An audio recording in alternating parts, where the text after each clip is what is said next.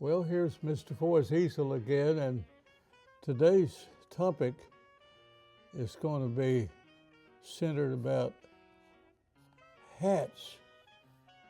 Well, actually, it's going to deal with various critters like I usually draw, but I'm going to be showing how a cartoonist can add to the humor of a situation or the appropriateness by putting some kind of hat on the critter. For example, once or twice on Mr. Forrest Easel, I have shown a character that's a farmer. I think one time it was a pig, and like a lot of farmers used to do, maybe still do, Mr. Pig here had on a straw hat.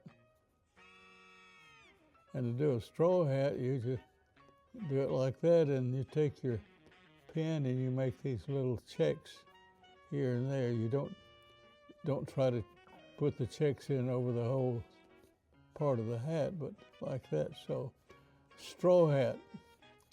And since I've drawn this much of Farmer Pig, I'll finish him off, complete with his pig feet and his overalls. So there's a character with a hat. Now Mr. Pig has got a pitchfork in his right hand. So there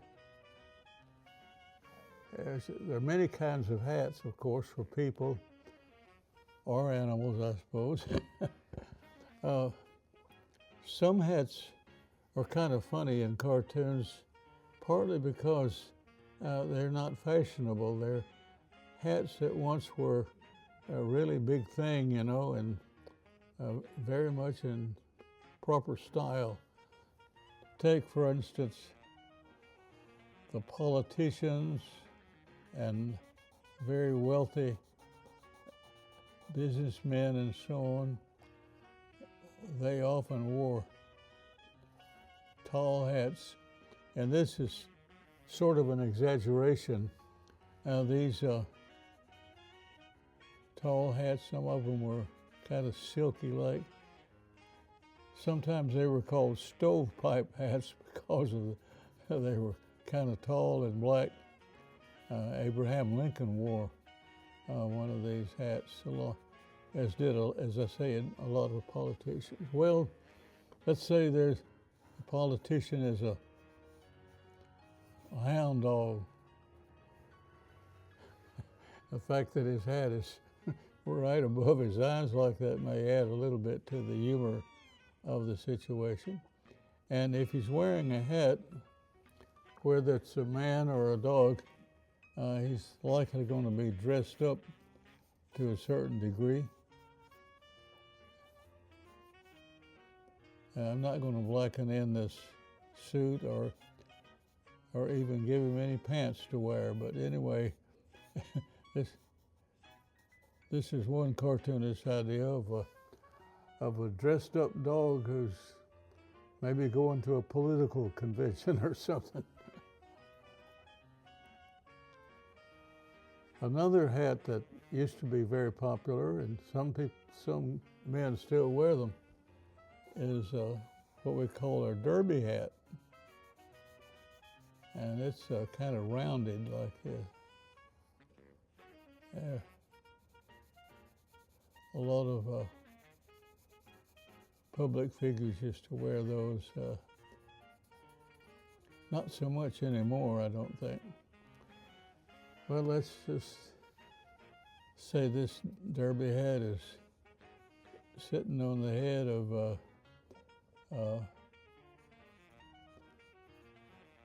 Mr. Fox.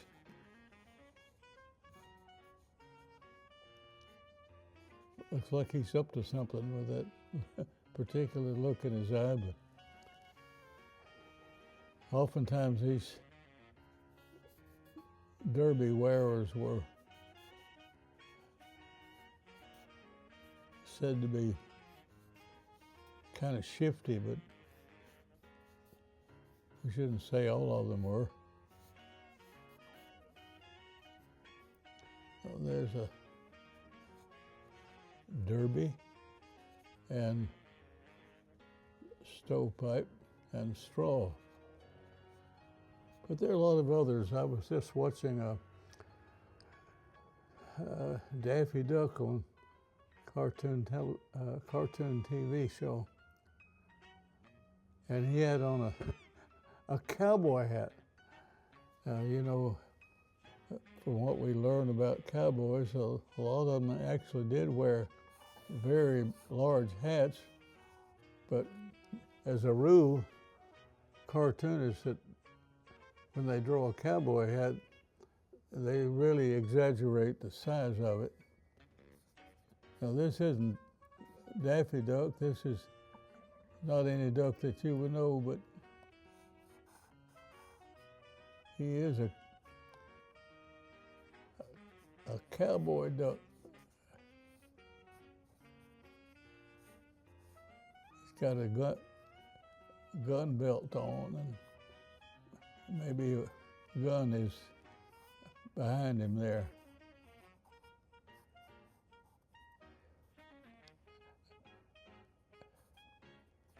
As you probably know, many cartoons have featured critters acting like cowboys, having shootouts and riding horses and so on.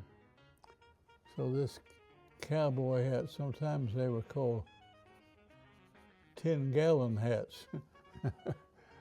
I don't think they held quite that much, but anyway, that's out west and on the farm and in the city. There are many other kinds of hats and caps. On this show, I've drawn a good many people and critters wearing this kind of cap, like there's another dog. He's just a regular dude with a regular cap on.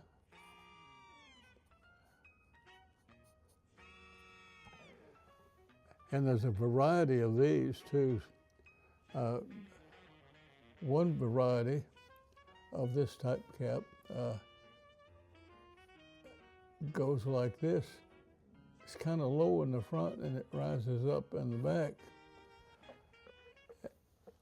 Several times on this program, I've drawn Mr. Goose with a cap like this. As I recall, most of the time, most of these occasions had him holding a golf club out on the course, and his fancy hat.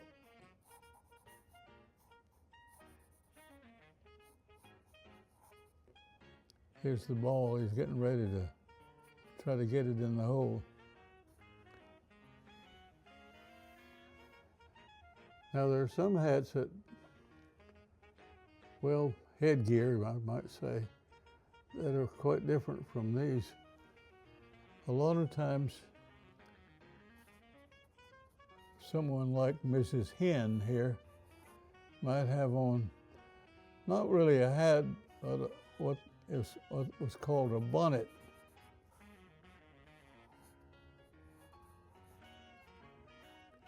See, this is Mrs. Hen.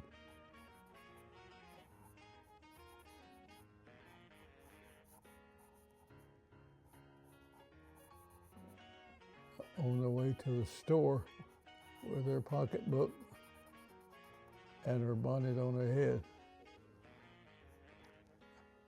Among humans, the bonnet used to be very popular, I guess mostly in rural areas. I know during the wagon train travels out west, a lot of the pioneer women that went along wore some kind of bonnet. And of course, there's always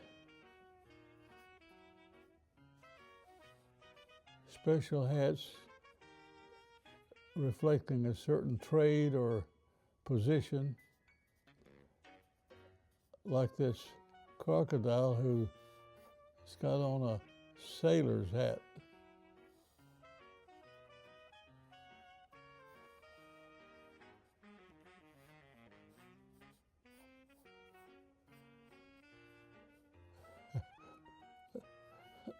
Just the idea of a crocodile wearing a sailor's hat is to me is kind of funny, maybe ridiculous.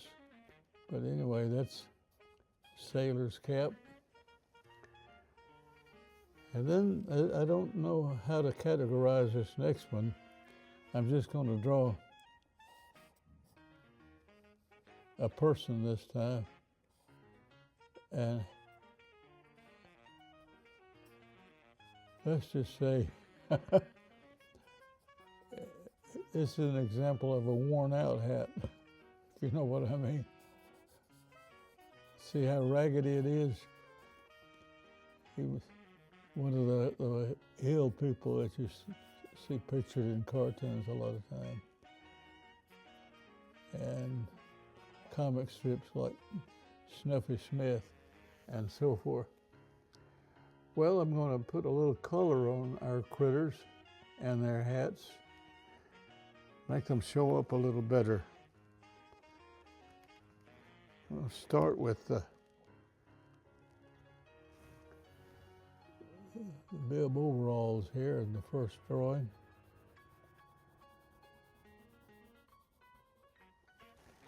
And I'll make Mr. Pig kind of a orange complexion. Maybe with a little bit of red, but since he's been out working in the field.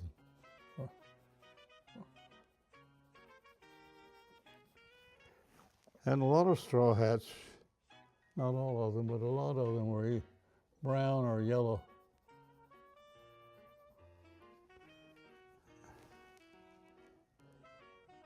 Let's make our cityfied political looking doggy with a formal looking jacket on. And we'll make him a brown dog.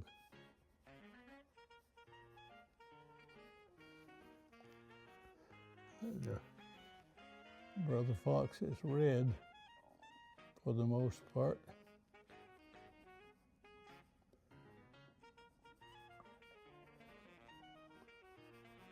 And his snout is kind of pinkish. And here we have a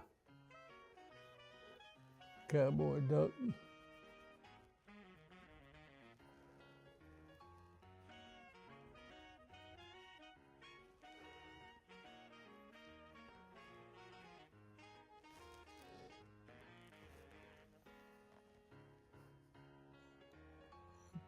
Purple bandana,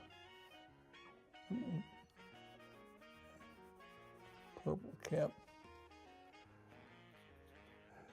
Well, folks, it's fun coloring these guys up, but our time is just about up, so I won't be able to color up all of these folks. Let me put a little bit of green on our golfer here, and then say so long. Thanks for watching. Tune in again to Mr. Ford's Easel.